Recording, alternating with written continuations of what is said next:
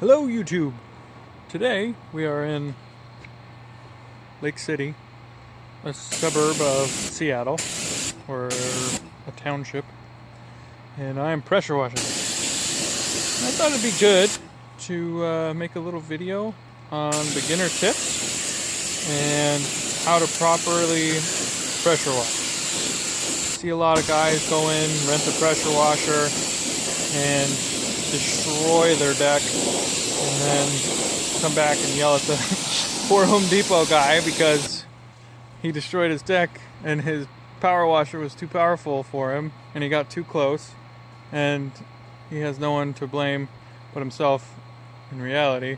But that usually doesn't happen. So I thought I might make a quick video. Okay, here's the deck. Here's my pressure washing wand, and I have the small V, or fan, I guess is what you call it.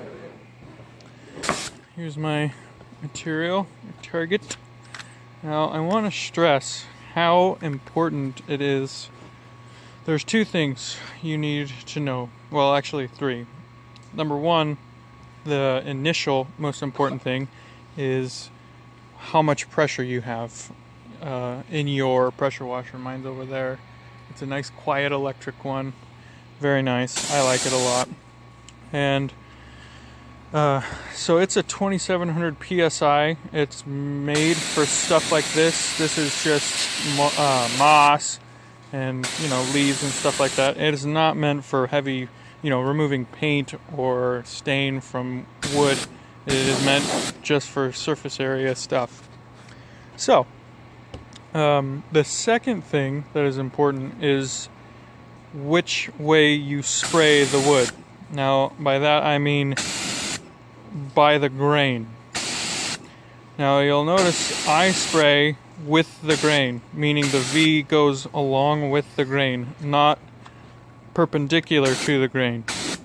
And what happens when you do that, if you spray it perpendicular to the grain, you will get scarring.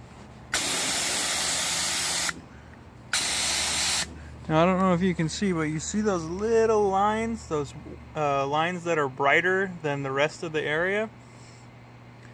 That happens because your fan is getting into the pores of the wood and clearing it out more so than other areas, because this part of the wood, this wider part versus the dark grain itself, is softer than the grain, the darker spots. So it pulls up more wood there, here, than it does everywhere else, and you get these scars. Now on a deck, if you did it all like that, it would look absolutely atrocious. So, sorry, I'm unwinding my cord, hose, whatever the hell it is. So, you always go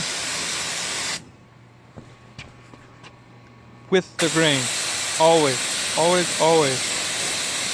Now, most of the times, if they're light enough, the scars, you can blend them.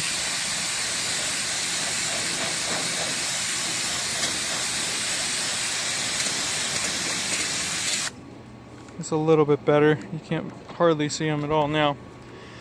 The third and final thing is the distance between the tip of your wand and the deck. Now this is very important, especially with softer woods like the cedar deck. You want to be, I would say for a reference point, you want to be a little bit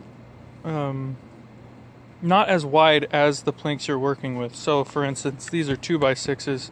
So I want my fan to be about right there, just a little bit smaller. And you can see, since I did it perpendicular to the grain, it left a little scarring there.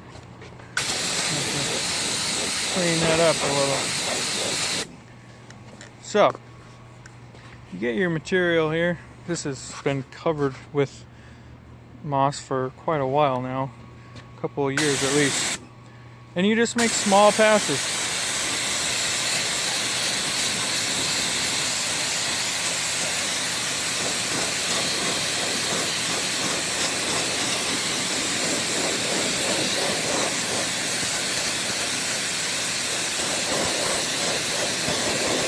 And that's it. That's really all there is to it. No scarring, zero scarring. This is from going perpendicular to the deck. You can see it right there.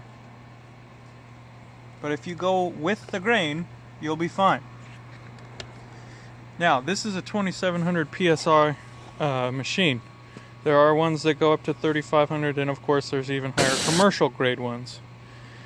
My distance is about, I would say, 6 inches above my material. Just about.